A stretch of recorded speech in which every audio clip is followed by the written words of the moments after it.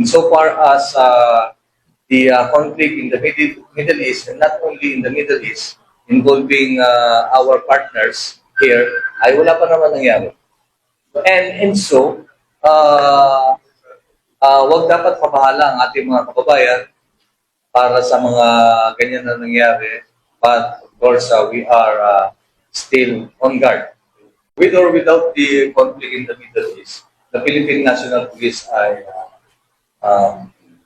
is standing firm, especially in our commitment to keep the public safe and there's peace and order in our community. The threat in our country is nabibilang lang naman sa tao. Of course, one threat is because of criminal gangs and criminal groups. Second is the threat committed or perpetrated by left-leaning group or the communist terrorist group.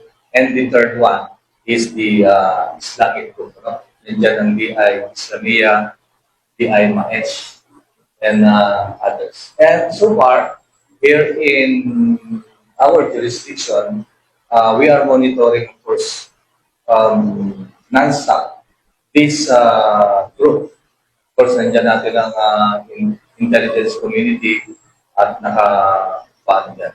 And aside from that, we are looking at the different organizations, different their establishments, and the particular personalities. Yun ang kailangan natin bantayan or secure. What are those? So, nandiyan ang ating US Embassy, nandiyan ang ating Israel Embassy, nandiyan ang US and Israel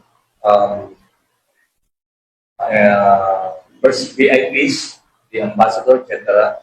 And yung establishment nila and the activities. So, kailangan natin secure. Tuloy-tuloy naman yon.